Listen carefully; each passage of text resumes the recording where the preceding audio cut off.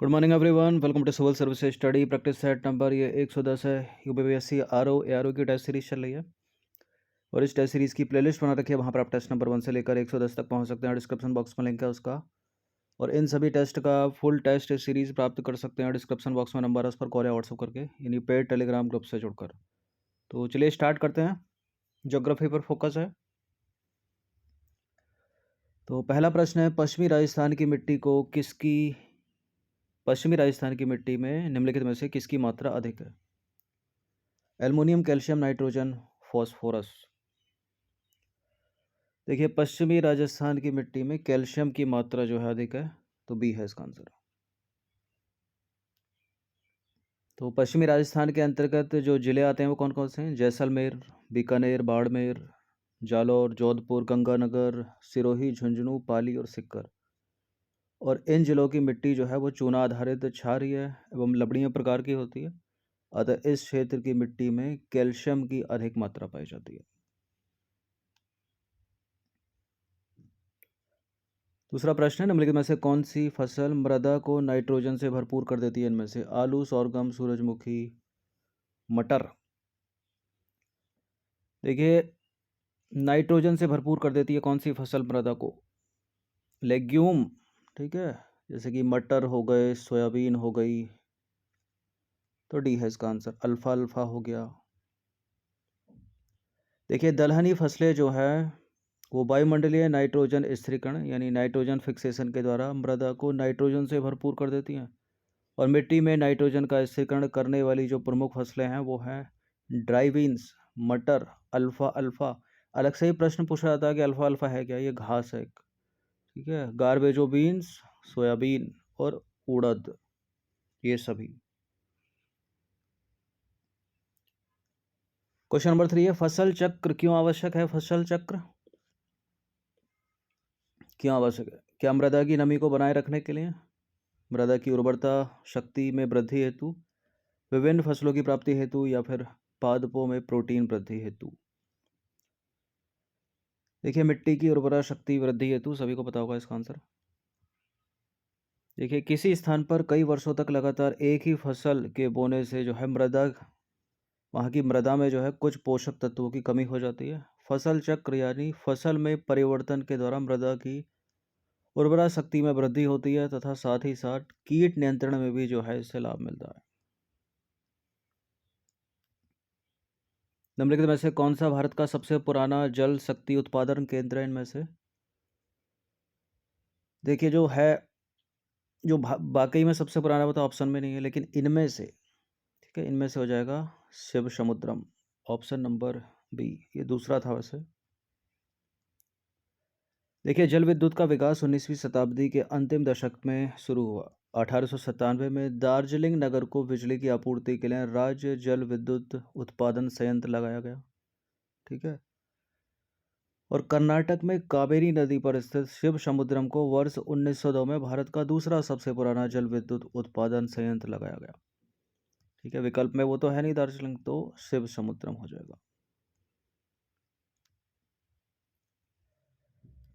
Question number 2 है, दो statement वाला है सवाल है, कौन सा इसमें करेक्ट होगा ढूंढना है। भाखड़ा नांगल बहुउद्देशीय परियोजना पंजाब, हरियाणा और राजस्थान राज्यों का संयुक्त उपक्रम है, और इसके अंतर्गत भाखड़ा और नांगल के पास सतलज नदी पर दो बांधों का निर्माण किया गया है।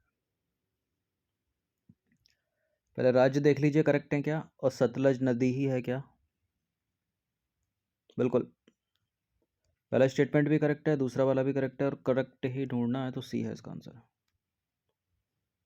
देखिए, भाखड़ा नांगल बहुउद्देशीय परियोजना पंजाब, हरियाणा और राजस्थान राज्यों का संयुक्त उपक्रम है। इस परियोजना का जो कमांड क्षेत्र है हिमाचल प्रदेश, पंजाब, हरियाणा और राजस्थान में विस्तारित है।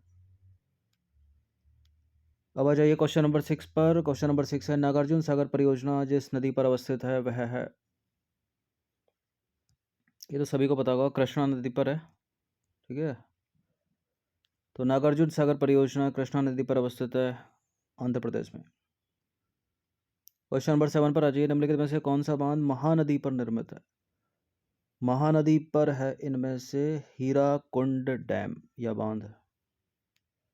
देखिए, हीराकुंड बांध महानदी पर निर्मित है, और यह बांध उड़ीसा राज्यों में बहुउद्देशीय परियोजना है। और इस बांध से लगभग 10 लाख हेक्टेयर क्षेत्र की सिंचाई की जा रही है। अब आ जाइए क्वेश्चन नंबर 8 पर। निम्नलिखित में से कौन चंबल घाटी परियोजना से संबंधित नहीं है? गांधी सागर, जवाहर सागर, गोविंद सागर, गोविंद बल्लभ पंत सागर। नीचे दिए गए कूट का प्रयोग करके सही उत्तर का चुनाव कीजिए। नहीं है पूछा है। देखिए, चंबल घाटी परियोजना से गांधी सागर और जवाहर सागर तो हैं, लेकिन गोविंद सागर और गोविंद बल्लभ पंत सागर नहीं है। तो अपना जो आंसर हो जाएगा वो सी हो जाएगा, तीसरा और चौथा नहीं है। देखिए, गोविंद सागर जो है वो है हिमाचल प्रदेश में सतलज नदी पर भाखड़ा नागल बांध से संबंधित है, जबकि गोविंद बल्लभ पंत सागर वो उत्तर प्रदेश के सोनभद्र जिले में रिहंद नदी पर निर्मित है। इसके विपरीत बात करें, गांधी सागर मध्य प्रदेश में, जवाहर सागर राजस्थान में, ये चंबल घाटी परियोजना से संबंधित है। तो मध्य प्रदेश में गांधी सागर, राजस्थान का जवाहर सागर और राजस्थान का ही राणा प्रताप सागर, ये चंबल घाटी से संबंधित है। ठीक है, और जो संबंधित नहीं है वो आंसर ये है। क्वेश्चन नंबर 9 पर आ जाइए। निम्नलिखित में से कौन सा जलाशय चंबल नदी पर बना है? चंबल नदी पर जो इसमें जलाशय बना है वो है राणा प्रताप सागर। ठीक है, इसके अतिरिक्त गांधी सागर और जवाहर सागर भी।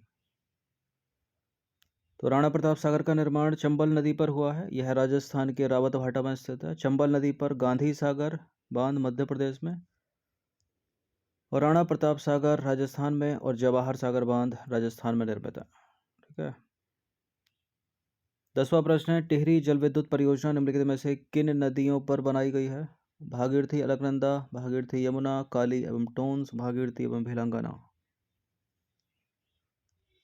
प्रश्न इंपॉर्टेंट है, लेकिन इस तरह से ऑप्शन में आता है तो कंफ्यूजन अधिकतर लगाएंगे ए को।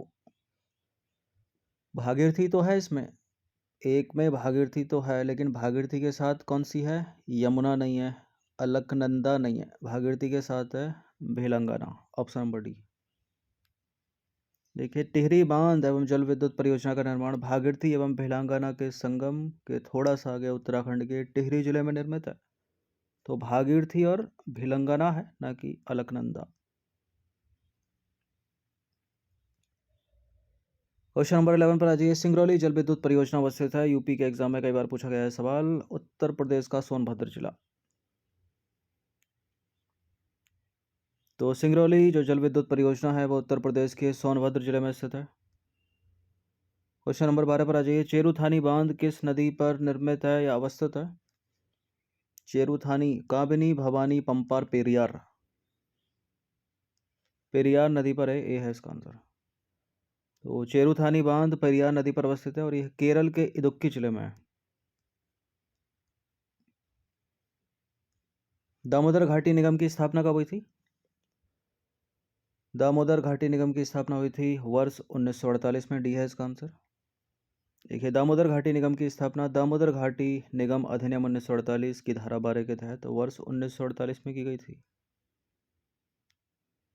क्वेश्चन नंबर 14 है, दो स्टेटमेंट वाला। पहला स्टेटमेंट है, मेथान बांध दामोदर नदी की सहायक नदी बराकर पर है और तुंगभद्रा परियोजना आंध्र प्रदेश एवं कर्नाटक का संयुक्त उपक्रम है। कौन सा सत्य है? आंध्र प्रदेश तो है, कर्नाटक भी है, करेक्ट हो गया। मेथान बांध दामोदर की सहायक नदी बराकर पर है, दोनों के दोनों सही है, सी है इसका आंसर। देखिए, मेथान बांध का निर्माण दामोदर की सहायक नदी बराकर पर है और मेथान बांध का निर्माण हुआ था वर्ष 1957 में। और तुंगभद्रा परियोजना की बात करें तो आंध्र प्रदेश एवं कर्नाटक राज्य का संयुक्त उपक्रम है और तुंगभद्रा नदी पर है ये। ठीक है, मैच करने के लिए पूछ रहा था तुंगभद्रा परियोजना के पर, तुंगभद्रा नदी पर। क्वेश्चन नंबर 15 पर आ जाइए। कालपोंग जल विद्युत परियोजना निम्नलिखित में से कहाँ अवस्थित है? सिक्किम, मेघालय, अरुणाचल प्रदेश या अंडमान निकोबार द्वीप समूह। कालपोंग जल विद्युत परियोजना यह है अंडमान निकोबार द्वीप समूह में। तो कालपोंग जल विद्युत परियोजना अंडमान निकोबार द्वीप समूह में कालपोंग नदी पर स्थित है और यह अंडमान निकोबार द्वीप समूह की प्रथम जल विद्युत परियोजना है। अब आ जाइए क्वेश्चन नंबर 16 पर। स्टेटमेंट वाला ये सवाल है, निम्नलिखित कथनों पर विचार करेंगे। पहला कथन है, टोन्स जो है वो गंगा की ट्रिब्यूटरी है, यानी गंगा की सहायक नदी है। और ये केंद्र शासित प्रदेश लद्दाख से होकर बहती है। कौन सा सही है? देखिए, चर्चा तो हम पहले भी कर चुके हैं इस पर। टोन्स यमुना की एक सहायक नदी है, गंगा की नहीं। और केंद्र शासित प्रदेश लद्दाख से कहाँ, ये तो उत्तराखंड से होकर बहती है ना, तो गलत है दोनों के दोनों स्टेटमेंट। देखिए, टोन्स की बात करें तो यमुना की एक सहायक नदी है जो उत्तराखंड के गढ़वाल क्षेत्र से होकर बहती है और हिमाचल प्रदेश को छूती है, तो गलत है दोनों के दोनों। क्वेश्चन नंबर 17 पर आ जाइए। कर्मनाशा नदी के उद्गम स्रोत को पहचानिए। उद्गम या स्रोत को पहचानिए। मध्य प्रदेश का अमरकंटक, उत्तर प्रदेश के लखनऊ की फुलहर झील, बिहार का कैमूर जिला या उत्तराखंड का रामनगर। कर्मनाशा नदी जो उत्तर प्रदेश और बिहार से होकर बहती है, इसका जो स्रोत है वो है बिहार का कैमूर जिला। Option number C. देखिए, कर्मनाशा जो है वो गंगा की सहायक नदियों में से एक है। इसका स्रोत है बिहार का कैमूर जिला और यह भारत में उत्तर प्रदेश और बिहार राज्यों से होकर बहती है। क्वेश्चन नंबर 18 पर आ जाइए। स्टेटमेंट वाला सवाल है ये भी। निम्नलिखित कथनों पर विचार करेंगे। और पहला कथन है, लावा के भूमि के सतह से बाहर आने पर वह मैग्मा कहलाता है। और दक्कन का जो पठार है वो बेसाल्ट चट्टानों से निर्मित है। देखिए, पहला स्टेटमेंट जो है वो गलत है क्योंकि उल्टा लिखा है। लावा के नहीं बल्कि यहाँ होगा मैग्मा। ठीक है, मैग्मा जब भूमि की सतह से बाहर आ जाता है तब वो कहलाता है लावा। ठीक है, और जो दक्कन का पठार है वो बेसाल्ट सेल या चट्टानों से निर्मित है। दूसरा वाला सही है, तो करेक्ट पूछा, केवल दो करेक्ट है यहाँ पर। देखिए, मैग्मा के भूमि के सतह से बाहर आने पर वह लावा कहलाता है, जिससे पृथ्वी की सतह पर बहिर्भेदी चट्टानें बनती हैं और उनके कण जो हैं वो बहुत महीन होते हैं। उदाहरण के तौर पर बेसाल्ट। और दक्कन का जो पठार है वो बेसाल्ट सेल से निर्मित है, तो पहला वाला स्टेटमेंट है गलत, दूसरा वाला है सही। क्वेश्चन नंबर 19 पर आ जाइए। दो स्टेटमेंट वाला सवाल है ये भी। सवाल क्या है, रेडक्लिफ लाइन का नाम इसके वास्तुकार सर सिरिल रेडक्लिफ के नाम पर रखा गया था। और रेडक्लिफ रेखा ने 1947 में ब्रिटिश भारत को दो स्वतंत्र देशों भारत और पाकिस्तान में विभाजित कर दिया। 1947 में ही किया था ये, या एक साल के बाद 48 में? देखिए, 47 में ही हुआ था ये। और वास्तुकार भी का नाम भी सही है, सिरिल रेडक्लिफ। तो करेक्ट हो गए दोनों के दोनों स्टेटमेंट और पूछा सही ही है, तो सी है इसका आंसर। तो रेडक्लिफ रेखा की बात करें तो भारत और पाकिस्तान के बीच एक अंतर्राष्ट्रीय सीमा रेखा है। मैकमोहन आती है तो भारत और चीन के बीच है। रेडक्लिफ रेखा 1947 में ब्रिटिश भारत को दो स्वतंत्र देशों रेडक्लिफ रेखा ने 1947 में ब्रिटिश भारत को दो स्वतंत्र देशों भारत और पाकिस्तान में विभाजित किया। और रेडक्लिफ लाइन का नाम जो है इसके वास्तुकार सर सिरिल रेडक्लिफ के नाम पर रखा गया। और तीन भारतीय राज्य और जो दो केंद्र शासित प्रदेश हैं वो पाकिस्तान के साथ एक सीमा साझी करते हैं। दो केंद्र शासित प्रदेश कौन से? लद्दाख और जम्मू कश्मीर। ठीक है, लद्दाख और जम्मू कश्मीर ये दो केंद्र शासित प्रदेश जो पाकिस्तान के साथ सीमा साझा करते हैं भारत के। और जो भारतीय राज्य हैं तीन, वो हैं राजस्थान, गुजरात और पंजाब। इनको भी याद रखिएगा, ऐसा पूछ लेता है एग्जाम में। अब हम चलते हैं अपने अंतिम प्रश्न की ओर। 20वां प्रश्न है और अलग अलग स्टेटमेंट अलग अलग बातें कर रहे हैं। पहला स्टेटमेंट है, मैकमोहन रेखा चीन और भारत के बीच एक सीमा रेखा है। ये तो देख ही लिया ऊपर, करेक्ट, ये तो हो ही गया। अब इनमें से आंसर है गलत होगा फिर। भारत और भूटान के बीच राजनयिक संबंध 1968 में स्थापित किए गए थे। 5 भारतीय राज्य असम, नागालैंड, मिजोरम, मेघालय और त्रिपुरा बांग्लादेश के साथ सीमा साझा करते हैं। और डूरंड रेखा जो है वो पाकिस्तान और अफगानिस्तान के बीच एक अंतर्राष्ट्रीय सीमा रेखा है। देखिए, पहला करेक्ट हो गया। भारत और भूटान के बीच राजनयिक संबंध 1968 में ही स्थापित किए गए थे, ये भी करेक्ट है। और डूरंड जो लाइन है वो भारत अफगानिस्तान के बीच है, ये भी सही है। तो गलती कहाँ है? गलती सी में है। सी में भी कहाँ पर है? असम ठीक है, मिजोरम ठीक है, मेघालय ठीक है, त्रिपुरा ठीक है, बिल्कुल बांग्लादेश के साथ सीमा साझी करते हैं, लेकिन नागालैंड नहीं करता। नागालैंड नहीं करता, नागालैंड म्यांमार के साथ करता है। यहाँ क्या होना चाहिए फिर? पश्चिम बंगाल। ठीक है। पश्चिम बंगाल होना चाहिए। त्रिपुरा को तो तीनों तरफ से बांग्लादेश ने घेर रखा है, तो सी गलत है।